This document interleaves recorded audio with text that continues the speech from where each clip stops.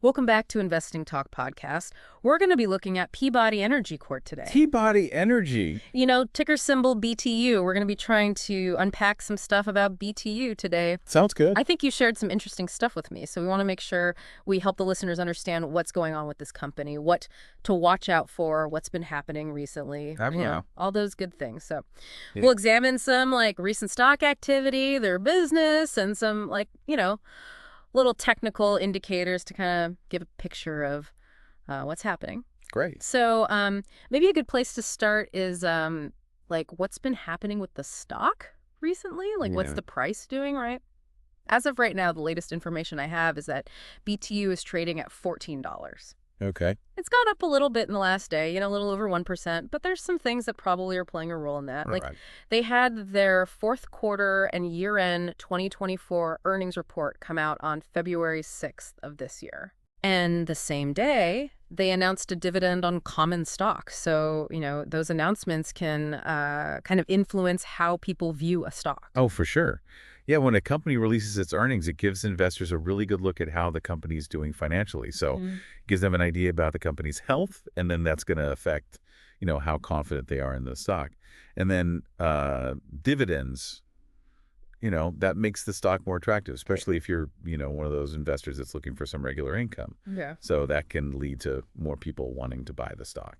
Yeah, that makes sense. And then there's also been some strategic moves that they've been making. Back in November, they said they were going to be acquiring a really big amount of these Australian coal assets from Anglo American. Right. Tier 1 metallurgical coal assets. Right. And then in December, they actually had their first shipment of coal from their Centurion mine. Mm-hmm. So they've been active. Yeah, it sounds like it. Those are some pretty big developments. Getting their hands on those Tier 1 metallurgical coal assets, that could really boost their profits in that segment because, when we talk about Tier 1 coal, we're talking about the good stuff, right? It's high quality. There aren't a lot of impurities. Oh, okay. It's strong. Yeah. So you can use it for making steel. And that makes it really valuable to companies that, work with steel. And that means they can probably get a higher price for it, too. Yeah. And then the fact that they're already shipping coal from Centurion, well, that's a good sign. It means things are going well, and they're on track to start making some serious money from that mine. So those are some good things. Sounds like that upward tick we saw, recently makes sense given all that. Yeah. But if we look a little bit longer term, things aren't quite as rosy. So over the last month, BTU stock has gone down, around 6.5%. And if we go back 6 months, it's a much bigger drop, like 32%. And then the last year, over 42%. That's a pretty big drop, Yeah, that's definitely a downward trend. It really just goes to show how much the coal industry can change. The prices go up, they go down, and investors, they get nervous. And all of that affects how the stock performs. Plus, it doesn't help that their stock price jumps around a lot. I mean, it moves more than the average for the industry. Like on average, each week, the stock moves about 7.7%, which is higher than what you see with other coal companies. So it's a bit of a roller coaster ride. Yeah, and I think it's a good time to maybe dig a little deeper into their financial situation, Absolutely. Get a better understanding of what's going on under the hood. So in the last 12 months, they've pulled in $4.24 billion in revenue. And net income, almost $375 million. Okay. So, on the surface, that sounds pretty good. Yeah, those numbers definitely suggest that they're doing well, at least when it comes to making money right now. Yeah. But then there's this one number that I'm a little, concerned about. It's the debt to equity ratio, which is currently at 8.7. That's pretty high. Yeah, that's a red flag. That much debt can be a real problem if things start to go south. Like if the price of coal drops or if interest rates go up. It could make it really hard for them to invest in new projects or to pay back their investors. So it's a little bit of a mixed bag. We have those profit margins that are pretty solid, plus that acquisition from Anglo American, that could be huge for them. Right. But then you have that debt looming over everything. And of course, you can't forget about the big picture. Yeah. The environmental concerns, the world is shifting away from coal. And that's a big risk for a company like Peabody. Absolutely. Yeah. They're making money now. And that acquisition is a smart move for growth. But they've got to be careful with all that debt. And the environmental stuff, well, that's the elephant in the room. It's a real threat to their long-term future. Investors have got to think about that. What's the market saying about all of this? Like, how are analysts and investors reacting to this sort of uncertain picture? Yeah, there's definitely some mixed feelings out there. Some analysts, they see those strategic moves Peabody's making, and they like that. But then you have the market volatility and, of course, the environmental concerns, and those are holding some people back. It's a tough call right now. I mean, it's pretty common when you have a company and industry that's going through so much change. You're going to have a lot of different opinions. Analysts are trying to figure out if they should focus on the short term, the profits they're making right now, or the long-term trends and potential risks. Yeah.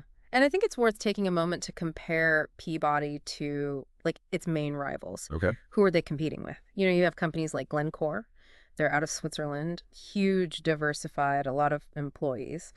And then BHP, they're headquartered in Australia and they're, big in natural resources. Yeah, comparing Peabody to those giants really shows you the difference in size and what they focus on. I mean, Peabody's a big deal in coal, but Glencore and BHP, they're involved in all kinds of stuff. They mine a bunch of different resources, which helps spread out their risk. Yeah. If one thing isn't doing well, they have other things to fall back on. Peabody, on the other hand, they're pretty much all in on coal. So maybe now's a good time to talk about some technical indicators, We touched on it a little earlier. Sure. The current price, $14. Right. Up a bit in the last 24 hours. Maybe a little sign of positive momentum in the short term? Yeah, could be. Might just be people reacting to the news we talked about. The thing is, without knowing how much the stock is actually being traded, it's hard to say how strong this little upward move really is. Right. If there's a lot of buying happening, high volume, then that's a stronger sign that people are feeling good about the stock. Right. And I guess, if we were looking at this from like a technical analysis perspective, we'd want to be looking at those moving averages, right? The 50-day and the 200-day, and the RSI, the relative strength index. Those are things that can give us more insight into like what the trends might be doing. Yeah, those are really helpful tools. They can give you an idea of where the stock might be headed. Like if the stock price is consistently higher than its moving averages, that's usually a good sign. People call that a bullish signal. And then the RSI can help us see if a stock is getting overbought or oversold. So if the RSI is below 30, that might mean it's oversold, and it could be a good time to buy because it might bounce back. But if it's above 70, that could mean it's overbought, and it might be time to sell because it could drop.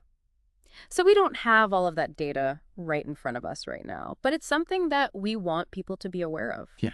Because these are the things that can help you figure out when to buy, when to sell, when to hold. Definitely. Given that we're a little bit limited right now, it seems like the most sensible thing to do would be to hold. We don't want to make any rash decisions, Yeah. Until we have all the information, we need that volume data, the RSI, all that good stuff. Yeah, I think that's a smart move. Don't jump into anything without the full picture. Technical analysis can be really helpful, but you got to use it the right way. So moving forward, if someone's really interested in Peabody Energy and wants to follow it closely, what are the key things they should be paying attention to? It sounds like watching that stock price in relation to the moving averages and the RSIs. Absolutely. Keep an eye on those. Yeah. They can really tell you if the market sentiment is changing, if a trend is about to reverse, that kind of thing. But it's also super important to stay on top of company news, what's happening in the market overall, and anything that's happening with the regulations that could affect the coal industry. Got to have the whole picture if you want to make smart decisions. So, today we talked about some recent developments, the company's fundamentals, looked at some technical aspects. Hopefully you listening have a good understanding of Peabody Energy now. That little price jump we talked about is definitely interesting, especially with all the recent news.